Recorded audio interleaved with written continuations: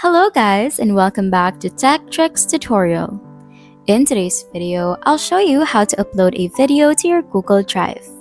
If you want to store and share your videos easily, Google Drive is a great option. First, open Google Drive. On your computer, go to drive.google.com or open the Google Drive app on your phone. Next, log in with your Google account if you're not already logged in. Then, click the New button in the top left corner of the screen. On your phone, tap the plus icon to add a new file. Now select File Upload from the drop-down menu. This will allow you to choose the video file from your device.